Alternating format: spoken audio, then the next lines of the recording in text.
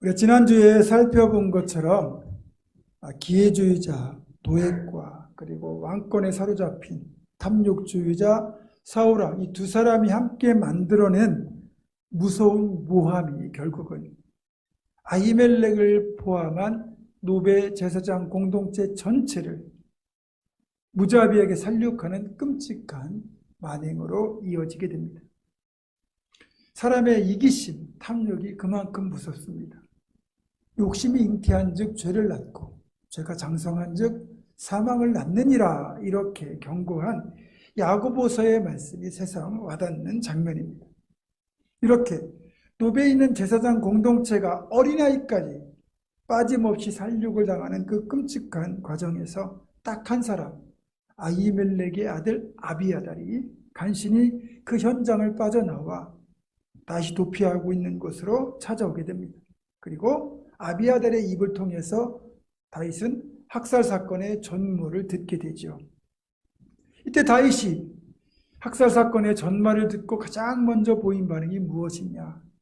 이 모든 것이 나의 탓이로다라는 반응이었습니다. 우린 여기에서 다윗의 성숙한 지도자로서의 리더십을 보게 됩니다. 나의 탓이로다 라고 하는 그의 말을 통해 우리는 다윗이 어떻게 그 온갖 종류의 사람들로부터 지도자로 인정받고 그들을 융화시켜 한 팀을 만들 수 있었는지 그 비결을 발견할 수 있는 겁니다. 다윗의 리더십의 비결 중에 하나가 바로 이런 책임의식, 나의 탓이라고 말하는 책임의식이었습니다. 물론 다윗이 이번 학살 사건에 대해서 도의적인 책임을 느끼는 건 어쩌면 당연할 수도 있습니다. 다윗이 노브로만 가지 않았어도, 거기서 떡과 칼을 구하지만 않았어도 어쩌면 이번 학살은 일어나지 않을 수도 있었기 때문입니다. 그러나 엄밀하게 말하면 다윗에게는 그렇다 하더라도 이번 학살에 대해서 조금의 책임도 없는 겁니다. 그 책임은 전적으로 도액과 사울에게 있습니다. 그럼에도 다윗이 나의 탓이라고 말하는 건 그의 신실한 인격에서 나오는 긍휼함을 바탕으로 하고 있습니다. 실제적으로 다윗이 책임이 없지만, 그러나 만약에 여기서 나의 탓이라고 말하는 순간 다윗에게는 온갖 비난과 원망이 밀려들 수도 있는 상황입니다. 그래서 어떻게든 나에게는 이 학살 사건에 대해 책임이 없다고 그 책임을 회피하는 것, 변명하는 것이 현명한 태도일지도 모릅니다. 특별히 학살 사건에서 가장 많은 가족을 잃고 아픔을 겪은 이 아비아달에게 어쩌면 다윗은 원망스러운 존재일 수도 있습니다. 당신이 거기만 가지 않았으면 이런 일이 생기지 않았을 텐데, 당신도 분명히 갔다고 시인하지 않았느냐, 그러니 당신 책임져라 라고 말할 수도 있습니다. 그러나 그렇게 곤란한 상황이 자기에게 닥쳐올 수 있음에도 불구하고 다윗은 자신을 변호하지 않고 오히려 나의 탓이라고 솔직하게 책임을 인정하며 그렇게 나아가고 있습니다. 오히려 이런 다윗의 태도가 자신을 원망할 수도 있었던 아비아달을 오히려 자기의 사람으로 만들었습니다. 아비아달이라고 해서 왜 원망스러운 마음이 없었겠습니까? 그런데 다윗이 학살 소식을 듣고는 정말 진심으로 책임을 통감하며 마음 아파하는 그 모습을 보니까 아비아달에게 남아있던 그 다윗에 대한 원망은 다 사라지고, 다윗이야말로 자기가 진정으로 섬길 수 있는 진짜 왕, 진정한 리더임을 인정하지 않을 수 없었던 거죠. 그래서 아비아달은 그날 이후로 다윗 곁에 머물기로 결정합니다. 이렇게 해서 다윗은 아직 왕위에 오르지 않았는데도 불구하고 완전한 정치, 군사, 종교 조직을 다 갖추게 됩니다. 그 중에서도 특별히 하나님께서 기름 부어 세우시는 세 가지 직분, 왕과 제사장, 선지자, 이 종교 조직을 완벽하게 갖추게 됩니다. 자신이 왕으로 기름 부음 받았잖아요. 그리고 기름 부어 세우시는 선지자 갓이 다윗에게 함께하고 있고, 또 아비아달 제사장이 함께하고 있으니 왕과 선지자, 제사장, 이 3대 직분자가 함께 섬기는 하나님의 공동체를 본격적으로 갖추게 된 겁니다. 반면에 우리가 살펴보고 있는 이 사울왕은 문제가 생기면 항상 남 탓으로 돌렸습니다. 내 탓이 아니라 남 탓이라고 말하는 게 사울의 전형적인 패턴이에요. 그리고 그 결과는 자신 곁에 머물러야 될 좋은 사람들, 영적 지도자들을 결국 다 죽이거나 쫓아냄으로써 결국 돌이킬 수 없는 그런 나락으로 빠져들고 있었습니다. 여러분, 지도자는요, 공동체를 이끄는 그 대신에 막강한 책임을 부여받잖아요. 권한을 부여받잖아요. 그에 상응하는 또 책임도 동시에 발생하는 겁니다. 그런 무거운 자리가 지도자의 자리예요. 그런 측면에서 보면 사울처럼 자신의 책임을 면하기 위하여 계속 희생양을 만들고 그렇게 해서 자신의 자리를 지키는 데만 급급한 그런 사람은 결코 하나님이 원하시는 지도자가 될 수 없다는 겁니다. 오히려 다윗처럼 나의 탓이로다 그러면서 책임을 질 줄 아는 사람이 진정한 지도자예요. 또 그런 사람이 하나님의 마음에 합한 사람이 되기도 하고 더불어 사람들의 마음도 얻게 되는 겁니다. 사람을 얻는 좋은 방법 중에 하나가 그렇게 바로 내 탓이라고 하는 책임감과 또 환난당한 자를 품어 안는 태도입니다. 이건 정말로 중요합니다. 일반적으로 이제 군대의 지휘관, 장수들 가운데 유능한 장수라고 할 때 크게 보면 엄한 규율과 용맹으로 부하들을 이끄는 맹장이 있습니다. 또 뛰어난 지략으로 부하들을 이끄는 지혜로운 장수, 지장이 있습니다. 그리고 세 번째는 뛰어난 덕과 포용력으로 부하들을 이끄는 덕장이 있습니다. 여러분, 이 셋 중에 누가 가장 뛰어난 지도자일까요? 맹장일까요? 지장일까요? 덕장일까요? 다들 뛰어난 지도자이지만 차이는 있습니다. 일단 맹장 밑에 있는 군사들은 전투가 벌어지면요, 자신이 살기 위하여 무조건 싸웁니다. 만약에 명령을 어기고 후퇴하잖아요. 그러면 맹장은 가차없이 그런 사람을 명령 불복종으로 죽여버립니다. 그러니까 어쨌든 살기 위해서 죽기 살기로 싸웁니다. 그게 맹장 밑에 있는 군사들의 특징이에요. 그리고 지혜로운 장수, 즉 지장 밑에 있는 군사들은 지혜로운 장수가 작전을 잘 세우니까 그냥 시키는 대로 하기만 하면 돼요. 자기의 생각이나 방법은 없어요. 그러다가 만약에 패하면 죽는 것이고 감사하게도 이기면 좋은 것이고 그래서 별 생각 없이 싸웁니다. 반면에 덕장은 상황이 조금 다릅니다. 이 덕장을 만나면 이야기가 확 달라져요. 덕장 밑에 있는 군사들은 그 덕장의 인격에 감복한 나머지 자원에서 덕장을 살리기 위하여 싸운다는 겁니다. 그러니까 장군을 살리기 위해서 자신의 목숨을 바치는 거죠. 만약에 우리가 옛날이고 우리 자식을 군대에 보냈는데 그 군대의 장군이 덕장이다 그러면 내 아들은 죽었구나 라고 생각하면 맞습니다. 그 옛날에 아들을 군대에 보낸 아버지가 아들이 속한 군대의 장군을 만나보니까 정말 인격도 훌륭한, 정말 인품이 훌륭하고 성품이 좋은 덕장이에요. 그 사실을 확인한 아버지가 눈물을 흘립니다. 그걸 보고 깜짝 놀란 그 장군이 아버지에게 왜 우느냐고 묻습니다. 그러자 그 장군의 물음에 이런 덕장을 장군으로 모셨으니 분명 내 아들은 장군을 위하여 목숨을 아끼지 않을 것이고 그러다 보면 결국 내 아들은 죽을 것 아니겠습니까? 이렇게 대답했다고 하죠. 여러분, 덕장은 인품으로 사람을 감화시켜서 자기의 사람으로 만드는 그런 능력이 있습니다. 성경의 기록을 보면 다윗 같은 경우는 하나님의 마음에 합한 사람이었을 뿐만 아니라 부하들에게도 사랑과 존경을 받는 진정한 덕장이었음을 확인할 수 있습니다. 그리고 앞에 세 가지 기준으로 분류한다면 맹장, 지장, 덕장 이 세 가지 또 골고루 갖춘 유능한 지도자이게 됐습니다.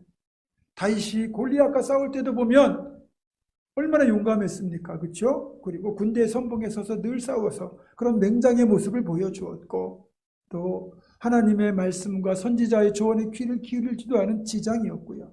그리고 이렇게 부하들을 내 탓이요 하면서 다 품어안는 그런 덕장의 모습도 잘 보여주고 있습니다. 그리고 다시 실제로 얼마나 부하들의 마음을 얻은 덕장이었는가를 잘 보여주는 사건이 사무엘하 23장과 역대상 11장에 실려 있거든요. 이 사건은 다윗이 블레셋과의 전쟁을 벌일 때 일어난 사건인데, 한 번은 이 블레셋이 군대를 이끌고 다윗의 고향인 베들레헴까지 치고 올라와서 그곳에 주둔하고 있으면서 이스라엘과 대치를 하고 있을 때입니다. 다윗이 군대를 이끌고 이제 맞은편 베들레헴을 바라보며 그렇게 대치하고 있던 도중에 갑자기 베들레헴 성문 곁에 있는 우물물이 마시고 싶어진 겁니다. 아시는 것처럼 베들레헴은 다윗의 고향입니다. 그러니까 어려서부터 이 성문 곁 우물의 물을 마시고 자랐습니다. 우리도 그런 때 있잖아요. 뭔가를 보면 갑자기 뭔가 사무치게 그리워지고, 그쵸? 간절해지는 그런 경험들이 있잖아요. 그런데 다윗이 그 베들레헴 쪽을 바라보다가 그 성문 곁 우물물이 그만큼 그리워진 겁니다. 사무치게 갈망하게 된 겁니다. 그러면서 독백을 하죠. 베들레헴 성문 곁의 우물물을 누가 나로 마시게 할까? 넋두리처럼 내뱉은 다윗의 말을 부하들이 흘려듣지 않았습니다. 그래서 아비새, 브나야, 그리고 이름이 밝혀지지 않은 또 한 명의 용사, 이렇게 3명이 블레셋이 진치고 있는 그 베들레헴까지 돌파해가지고 성문 곁에 우물에 가서 물을 길어온 겁니다. 블레셋 군대가 시퍼렇게 눈을 뜨고 지키고 있는 그곳까지 쳐들어가서 3명이 목숨 걸고 물을 떠온 거죠. 여러분, 어떻게 그곳으로 가다 보면 분명히 죽을 가능성이 훨씬 더 높은데 목숨 걸고 그 물 마시겠다고, 물을 마시게 하겠다고 그 물을 들어가겠습니까? 다윗을 위해서라면 그 뭐라도 하고 싶은, 할 수 있는 사람들이 다윗의 부하였고, 그 얘기인즉슨 다윗이 그렇게 부하들의 마음을 진정으로 얻었던 덕장이었다는 것을 잘 보여줍니다. 그래서 그렇게 떠온 우물물을 다윗이 보고는 차마 못 마십니다. 그리고 그것을 여호와의 제단에 번제로 부어드리고, 이것은 나의 부하들의 생명의 피로다 그러면서 마시지 않죠. 그 정도로 다윗은 부하들의 마음을 얻었던 덕장이었습니다.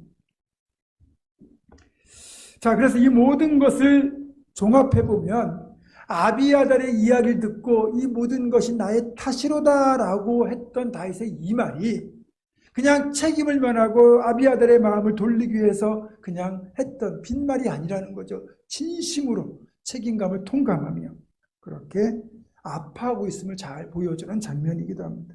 이런 다윗의 태도가 아비아달을 포함하여 좋은 사람들을 많이 얻는 비결이기도 했습니다.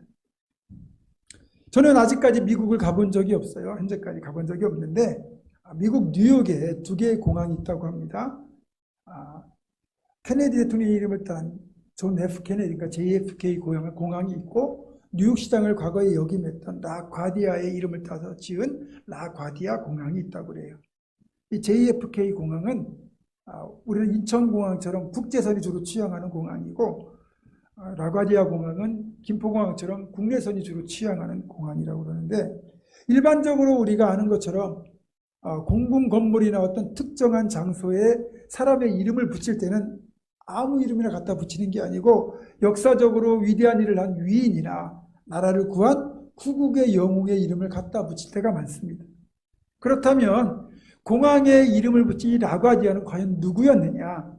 이 사람은 1934년부터 45년까지 뉴욕의 시장을 역임했던 분인데, 당시 뉴욕 시민들로부터 많은 존경을 받았던 훌륭한 분이라고 합니다. 이분이 뉴욕 시장이 되기 전 즉결재판소에서 판사로 재직할 때 있었던 일이라고 합니다. 어떤 노인이 빵을 훔친 현행범으로 체포가 되어 즉결재판을 받기 위하여 재판정에 섰습니다. 라과디아 판사가 서류를 들추면서 그에게 무엇을 훔쳤는지 물어보았습니다. 그러자 노인은 빵을 훔쳤다고 자백하고, 라과디아 판사는 이전에도 그러면 훔친 적이 있느냐고 물었습니다. 그러자 노인은 이번이 처음이라고 그러면서 이렇게 말했습니다. 수중에 돈도 없고 배는 고프고 해서 어쩔 수 없이 훔치게 되었습니다. 그러면서 눈물을 흘리는 겁니다. 그 모든 상황을 다 듣고 난 뒤에 이 라과디아 판사는 이렇게 판결을 내렸습니다. 노인 양반, 사정이 어떠하든 훔친 것은 잘못입니다. 저는 법대로 판결을 해야 하기에 당신에게 10달러의 벌금을 선고합니다. 그리고는 덧붙여서 재판정에 모인 모든 사람들을 향하여 이렇게 말했습니다. 우리가 뉴욕시에 함께 살고 있으면서 이 노인으로 하여금 배고픔을 해결하지 못하여 빵을 훔치게 만든 책임도 우리에게 있습니다. 따라서 저는 제 자신에게 10달러 그리고 여기 보인 여러분에게 각각 50센트씩 벌금을 부과합니다. 그리고 자기의 모자를 벗어서 그렇게 10달러를 먼저 넣고 그 모자를 재판장에 돌렸습니다.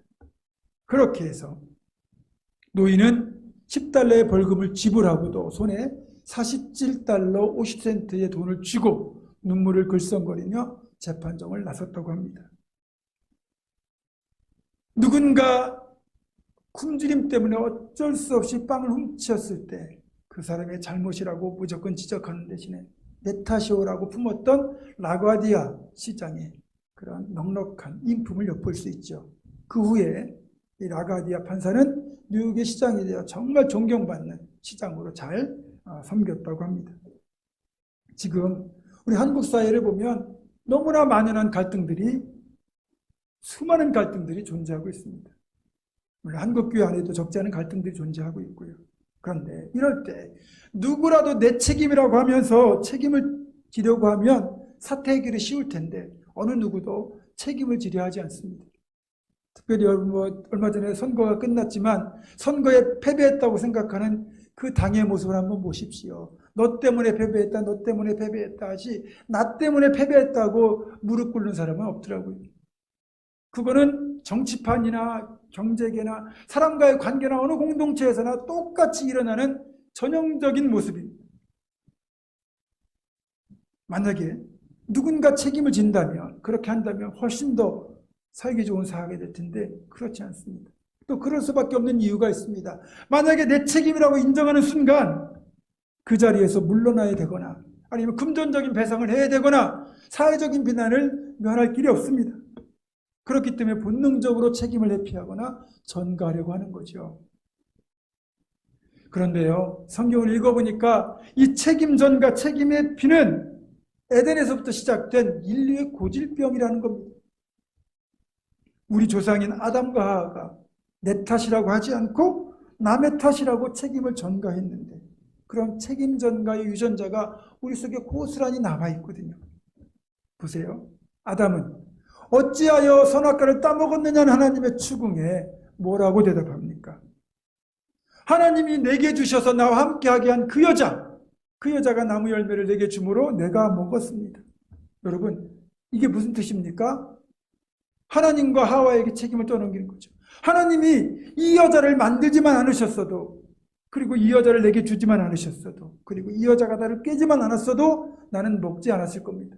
그렇게 하나님에게 책임을 떠넘기고 하와에게 책임을 떠넘기는 거예요. 하나님이 이제 하와를 추궁하시오. 너는 그럼 왜 따먹었느냐? 하와가 뭐라고 대답합니까? 뱀이 나를 깨므로 내가 먹었습니다. 그 얘기도 마찬가지예요. 하나님 뱀 만드셨잖아요. 그 뱀이 나를 뺐기 때문에 내가 먹은 겁니다. 나는 책임이 없습니다. 모든 책임은 하나님 당신의 탓이고 뱀의 잘못입니다. 라는 이야기예요. 이 책임 전가의 유전자가 지금 우리 속에도 그대로 있는 겁니다. 앞에서 말씀드렸지만 사울왕의 가장 심각한 문제점 중에 하나가 바로 책임 회피, 책임 전가하는 모습이잖아요. 블레셋과의 전쟁에서 하나님이 응답하지 않으니까 그 책임을 요나단에게 돌렸습니다. 그리고 아말렉과 온전히 진멸하는 그 명령을 불순종할 때도 백성들이 요구해서 그랬다고 백성들에게 책임을 또 떠넘겼습니다. 사울왕은 문제가 생길 때마다 다 남 탓을 하면서 책임을 회피하고 변명하기에 급급했습니다.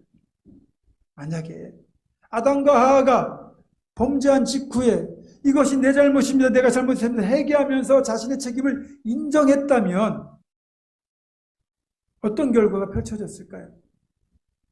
우리가 알고 있는 성경의 이야기, 인류 역사는 확연하게 달라지지 않았을까요? 만약에 사울왕이 일이 생겼을 때마다 자신의 탓이라고 겸손하게 인정하고 하나님 앞에 회개의 무릎을 꿇었다면 어떤 결과가 펼쳐졌을까요? 사울의 왕가가 영원하지 않았을까요? 다시 말씀드리지만 지금 세상을 보면 또는 할 것 없이 온통 남 탓을 하고 있습니다. 사람 사이의 관계가 깨질 때 보면, 문제가 발생할 때 보면 반드시 누군가에게 책임을 떠넘깁니다. 부부간의 갈등이 있을 때 그거 역시 서로에게 책임을 떠넘기기 때문에 갈등하는 것이고, 공동체 내의 갈등도 서로에게 책임을 떠넘기기 때문에 갈등하는 겁니다. 그리고 이런 책임전과 책임 회피가 결국 관계를 깨뜨리는 것이고 공동체의 갈등을 유발하며 사회적 문제를 야기하고 있는 겁니다. 이럴 때 해결책은 다윗에게서 우리 주님에게 찾을 수 있습니다. 다윗은 나의 탓이로다 그러면서 책임을 통감했습니다. 우리 하나님을 보십시오.